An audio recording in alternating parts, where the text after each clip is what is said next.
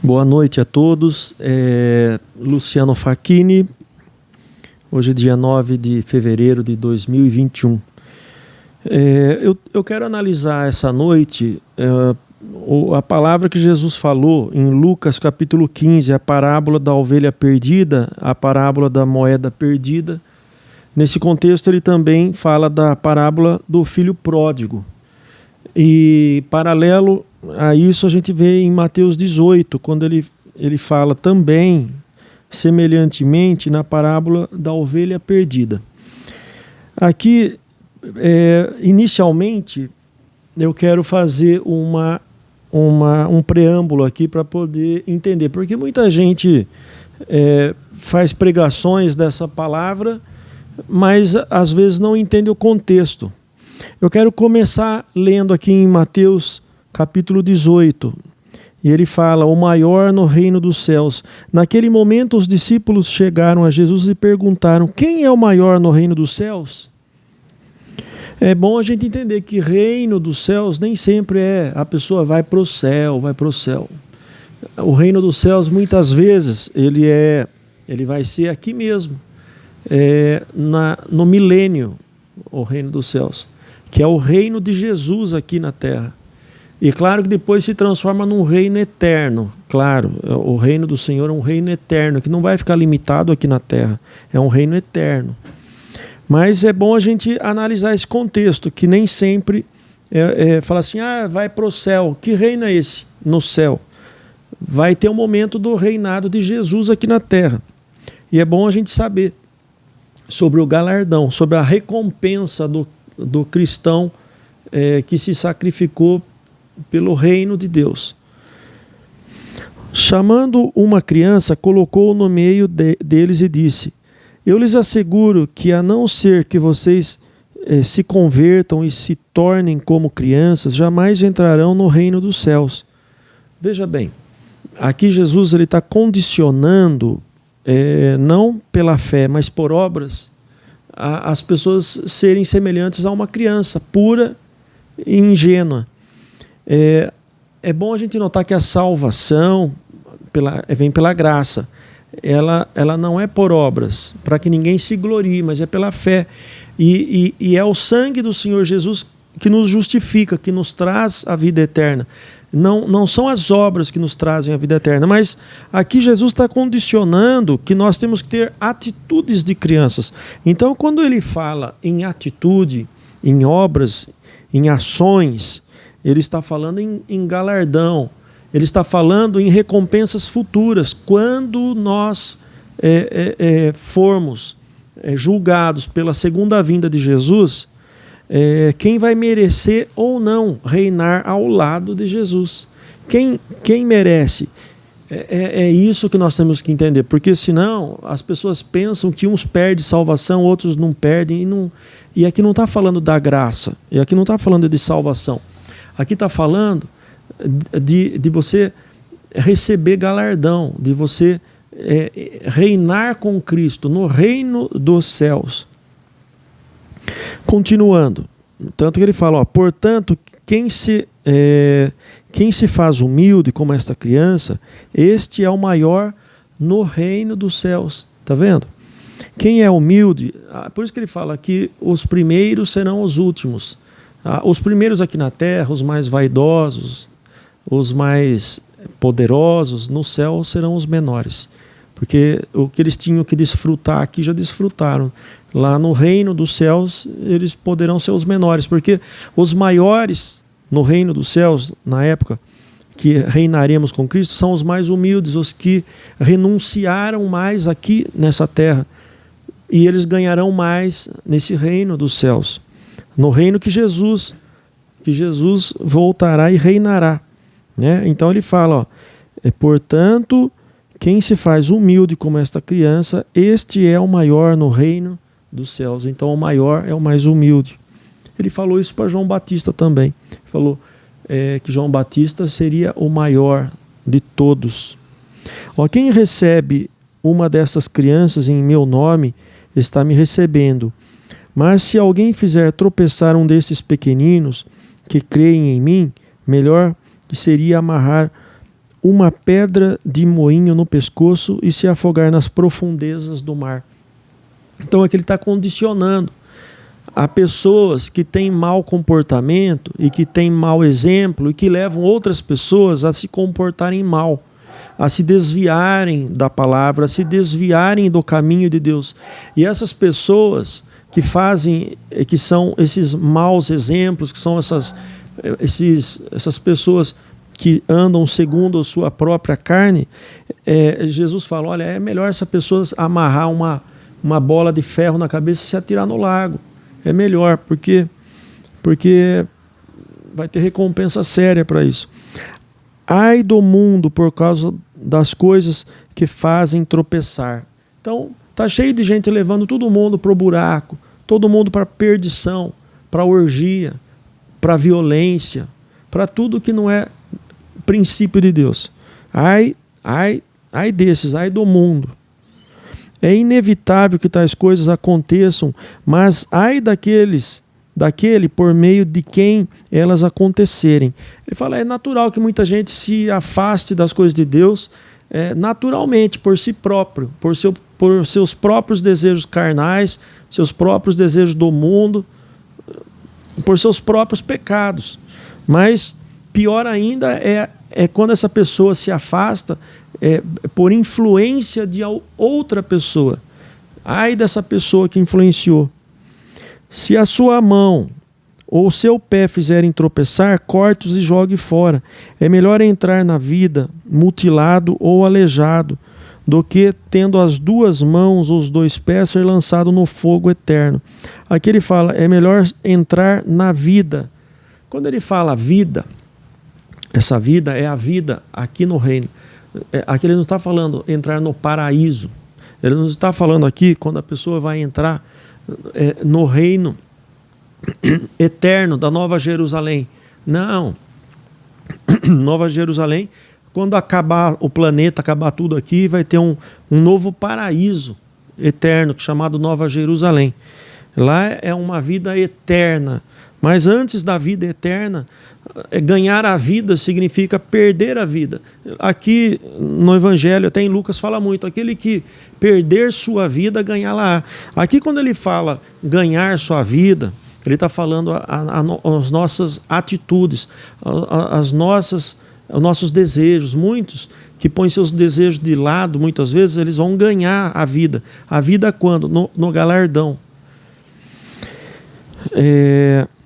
E se o seu olho fizer tropeçar, arranque-os e jogue fora. É melhor entrar na vida com um só olho do que todos os dois olhos serem lançados no fogo do inferno. Esse fogo do inferno, esse fogo do inferno não significa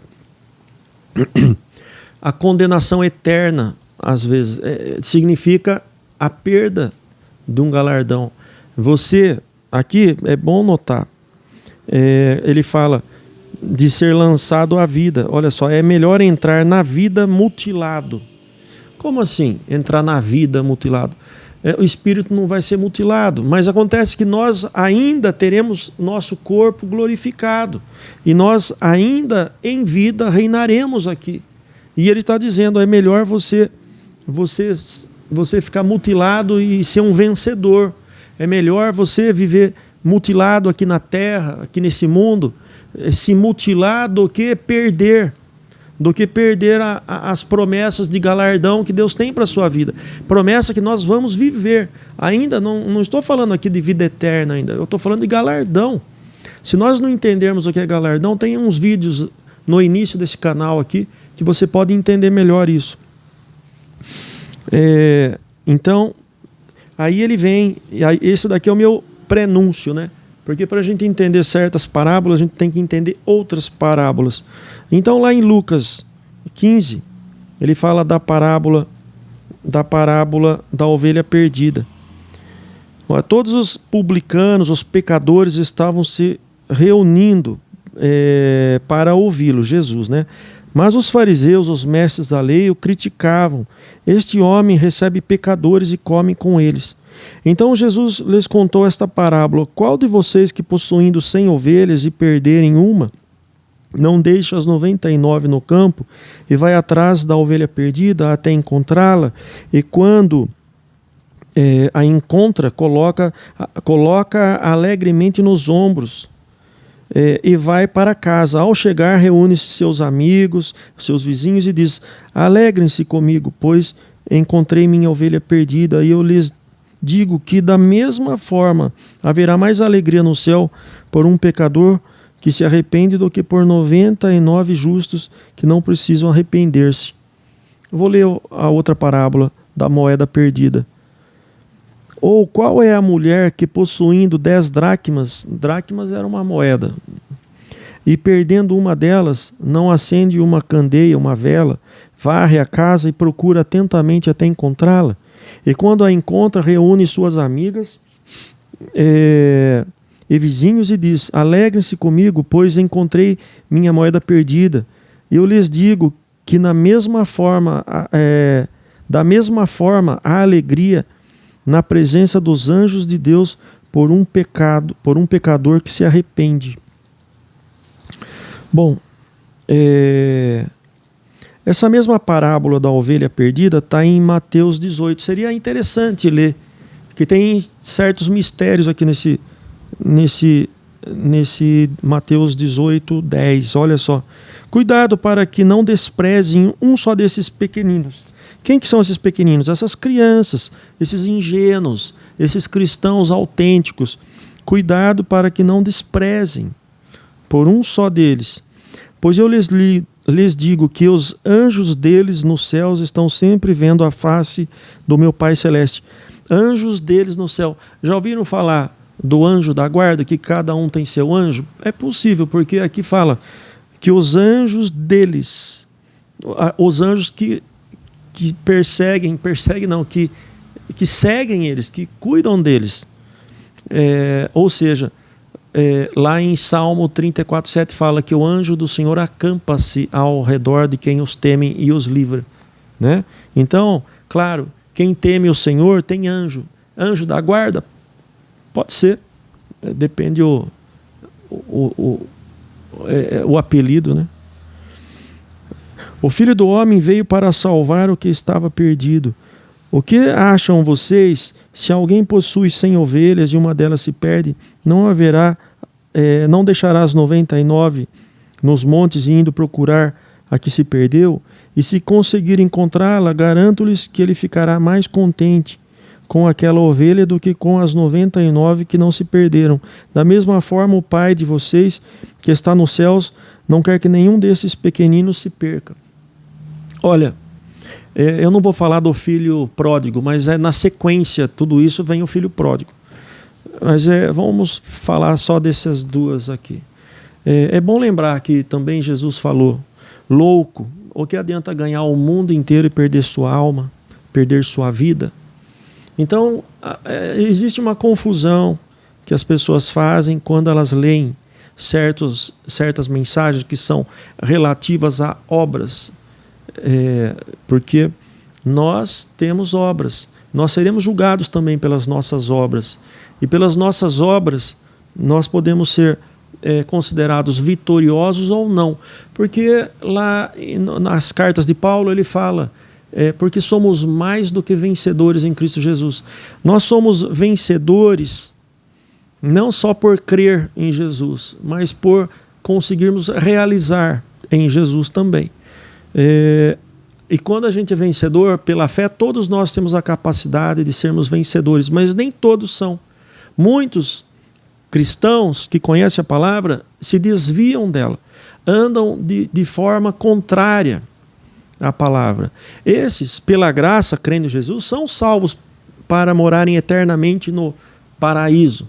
Mas acontece que até chegar esse momento lá, nós temos ainda fases a acontecer aqui. E uma delas é que Jesus vai voltar e Jesus vai reinar 1000 anos com os vencedores. E alguns cristãos, embora cheios da graça e com a salvação, não são considerados vencedores. Eles são considerados derrotados. E muitos desses serão lançados no fogo do inferno. Então falar, mas inferno não é perda da salvação, não. Esse inferno aqui é o Geena. Esse inferno que Jesus fala aqui, esse inferno é a prova do cristão que deveria fazer e não fez. Lá em Mateus 25:30 fala do servo inútil. Ele é um servo. Ele é uma pessoa que vive por Jesus e crê no Senhor Jesus, mas foi considerado servo inútil. E Jesus falou: lançai-o fora nas trevas exteriores, onde haverá choro e ranger de dentes. Esse onde haverá choro e ranger de dentes é o Geena. Esse lugar é o inferno. O inferno, infelizmente, é um local de punição. E Deus pune a quem Ele ama. E existe um lugar triste que chama Geena, que é esse inferno aqui, que é destinado não para o ímpio, que vai ser condenado para a morte eterna. Porque esse inferno aqui não é uma perdição eterna. Você vai ter um galardão. Se você é um cristão que crê no Senhor Jesus, você vai ter galardão. Mas você pode perder galardão. E para quem perde o galardão e não tem nada a receber, vai receber tristeza, choro, ausência de Deus. Tem muitos outros textos para a gente analisar isso. Então, o que acontece? Muitos cristãos, eles são salvos, eles têm a salvação, eles têm o conhecimento da palavra, eles têm a graça do Senhor, mas eles andam como o mundo anda. E aí a gente fala assim: mas que injusto, essa pessoa recebeu, ela falou: aceitei Jesus, então ela vai para o céu e vive de qualquer jeito e vai para o céu. Não, ela vive de qualquer jeito, ela vai ter grande prejuízo. Tem um livro que chama O Prejuízo, o Dano da Segunda Morte. É bom você analisar nesse livro aí também, fala muito desse assunto. E você pode observar que aqueles que vencem a carne, vencem o mundo, vencem seus próprios desejos, que se renunciam, esses serão os maiores no reino dos céus, que é o reino de Jesus aqui na terra, quando ele voltar. E os cristãos vencedores reinarão com ele. E os que vivem na carne, que vivem de acordo com seus próprios desejos, eles serão os últimos. Eu não estou falando lá da salvação, eu estou falando de galardão. E esse texto é isso.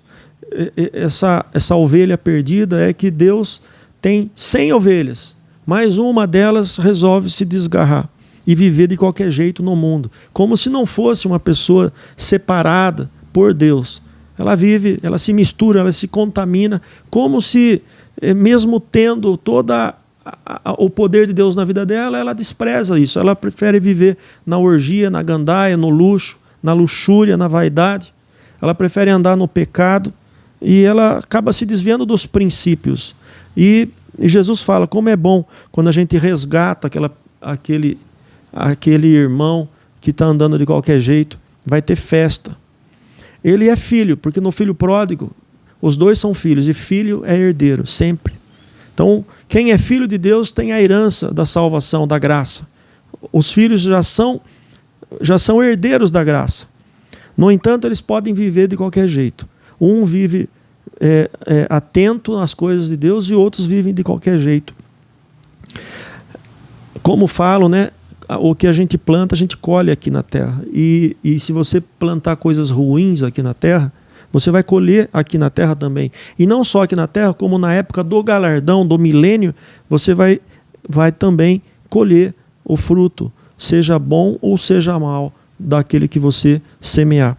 Então a gente tem que semear e tem que viver a nossa vida cristã com responsabilidade e com temor. E não pensando assim: eu sou salvo, eu vou para o céu de qualquer jeito, tanto faz eu viver. Para que eu vou me sacrificar tanto? Eu já sou salvo mesmo.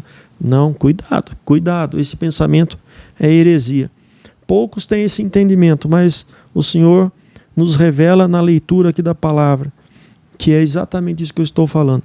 Então, meu amigo, meu irmão, é uma palavra aqui bastante específica para quem conhece, para quem viveu toda a glória do Senhor e um dia se desvia dela.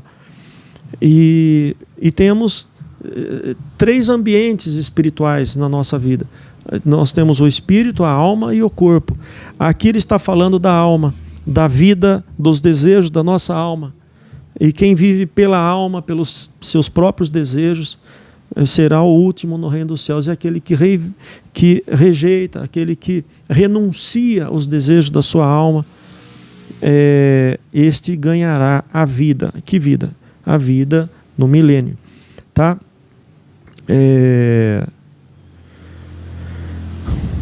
O Senhor ainda vai falar mais conosco. Eu vou fazer uma oração. Senhor, que o Senhor esteja capacitando cada um a entender, que não haja confusão, Senhor, porque nós sabemos que muitos interpretam de outra forma essa palavra, mas que o Senhor dê a capacidade, a luz e o entendimento para cada um de nós entendermos, Senhor Deus, a Tua palavra. Obrigado, Senhor. Para finalizar, eu só quero lembrar no Evangelho de João, que é o Evangelho da Graça, que fala da salvação, lá ele também fala dessa situação. Em João 15 ele fala que ele é a videira verdadeira. Se ele é a videira e vocês são os meus galhos, os meus ramos, significa que nós estamos nele. Quem está nele pertence a ele. Quem está nele é porque tem a graça dele. Não é possível alguém estar sendo ramo da videira e não ser parte da videira. E mesmo assim ele fala, pode ser que algum dos meus ramos, que são o meu ramo, pode ser que alguns não deem fruto. E esses eu vou cortar e vou lançar lá no fogo. Vai para a geena. E aqueles que dão fruto, eu corto, eu podo para que dê mais fruto ainda. Ou seja, Jesus deu vários ensinos falando sobre a vida cristã, sobre as obras, sobre o comportamento cristão, sobre a nossa vida, a nossa conduta cristã. Então, essa palavra é isso, é sobre a nossa conduta cristã. Que você tenha uma vida cristã digna e exemplar, para que você receba todo o galardão e seja considerado um servo não inútil, mas um servo útil e um vencedor. Tá bom? Essa é a palavra que Deus nos dá hoje. Eu agradeço e Deus te abençoe.